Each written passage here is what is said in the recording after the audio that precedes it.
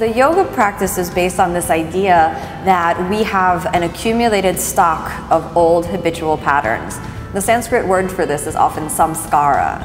And the analogy that we're most often given for the samskaras is like that they're almonds. And these almonds are sort of implanted in the field of our consciousness. And when they're given the fertile ground, of attachment and aversion and all the other obstacles that come up, they start to put roots down and sprout up, and eventually they begin to flourish.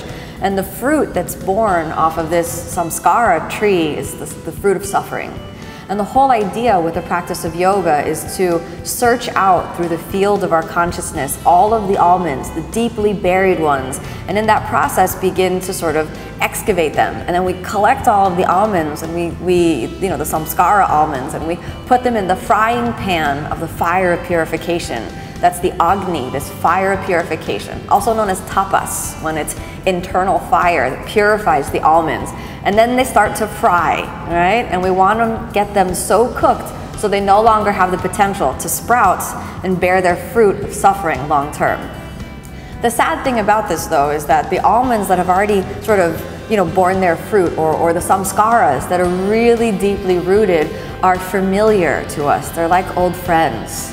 They lead to suffering, but it's somehow all we know about life. If we have a habitual pattern that we know so well, so it defines our whole existence, we can think of it like we're addicted to these things. Like, for example, people get addicted to emotions, we get addicted to anger, we get addicted to pleasure, we get addicted to particular states. Some people are addicted to substances or activities and these sort of things. The samskaras are like addictions, and the yoga practice is a little bit, like working a 12-step program. It's a little bit like going through and slowly finding the roots of the suffering and working through making amends with all of the ways that this particular samskara has worked its negativity in our lives and in the lives of others as well.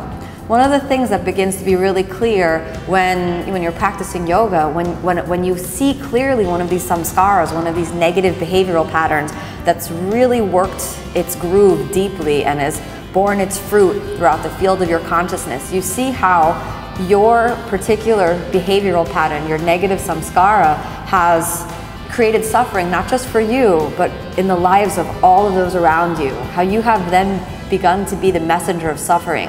Your heart breaks at that moment, and it's motivation for you to go and make amends in the past, and also to be a better person in the future, to change the negative samskara that would bear the fruits of suffering into the positive samskaras that lead you towards doing a spiritual practice, towards healing the planet and making good interpersonal relations with the world.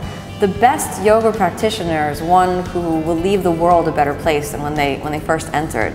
The best yoga practitioner is the one who, when they realize that they've created suffering in the lives of their family members, in the lives of their friends and their closest relations, will go back and make amends and create a new path forward into healing and friendliness.